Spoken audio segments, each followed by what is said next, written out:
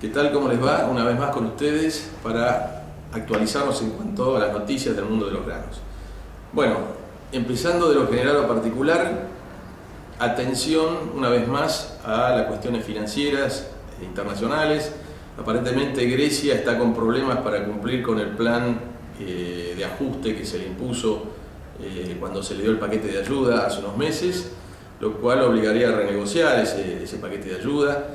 Irlanda está presionando para tener el mismo tratamiento, es decir, en la zona del euro estamos de nuevo con algunas turbulencias que podrían derivar en un debilitamiento del euro y en consecuencia un fortalecimiento del dólar. Ustedes saben bien que eso significa tal vez una baja en el precio de las commodities cuando el dólar se fortalece, así que atención a este tema.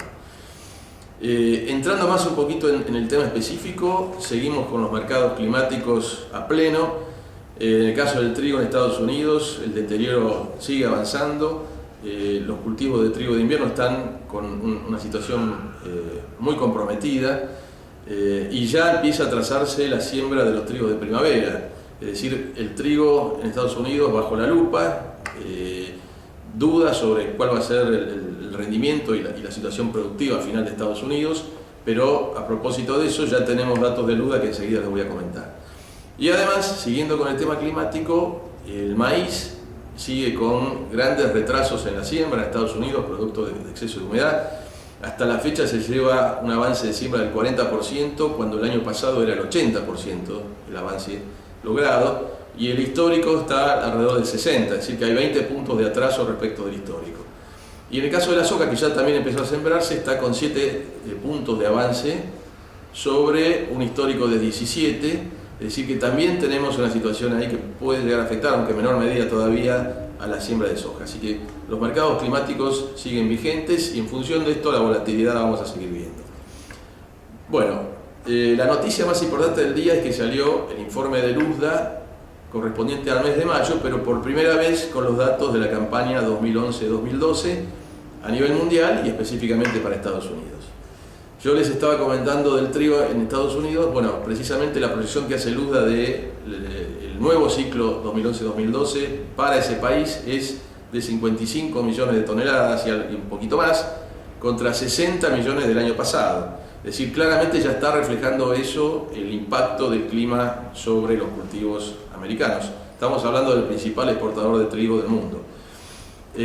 También está proyectando el Luzda una recuperación de la producción y sobre todo de las exportaciones de los países de la ex Unión Soviética, que el año pasado tuvieron un problema serio de sequía.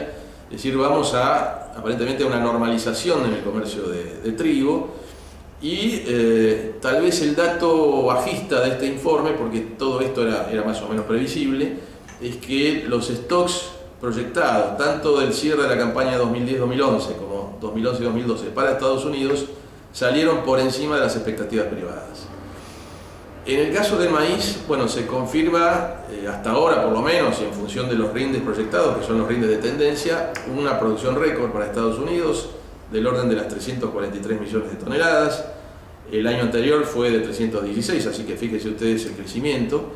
De todas formas, esto no significa una recuperación importante de stocks. Los stocks americanos pasarían de 18 a 22 millones de toneladas, comparando ambos ciclos, y por lo tanto seguiremos con una situación sumamente ajustada de oferta y demanda en Estados Unidos para el caso del maíz.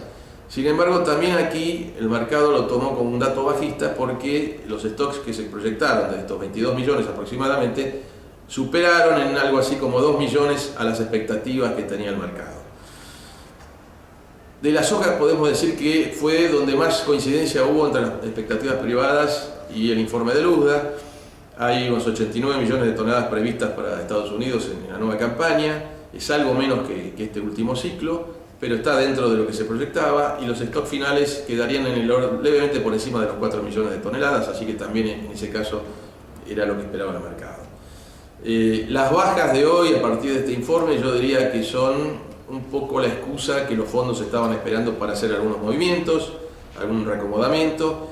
Hay que ver esto como una foto y los mercados son una película, es decir que esto va a seguir y vamos a tener escenas permanentemente cambiantes a lo largo de los próximos meses. El mercado climático va a seguir pesando fuerte en esta situación.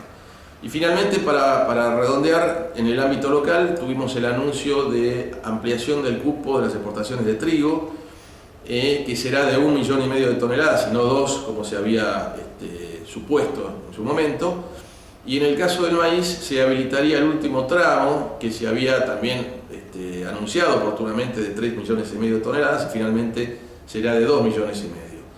Esto ocurrirá aparentemente a partir del 23 de este mes, según se ha dado a conocer en un comunicado oficial, así que posiblemente tengamos alguna situación un poquito más fluida de demanda en el mercado interno, tanto para trigo como para maíz, sin que cambie demasiado el escenario de precios. Las caídas de hoy en Chicago precisamente no se reflejaron en el mercado local, lo cual demuestra que estamos bastante desconectados en el caso del trigo y el maíz de la situación internacional. Bien, ante cualquier consulta o duda que ustedes quieran despejar, por supuesto estamos a su disposición.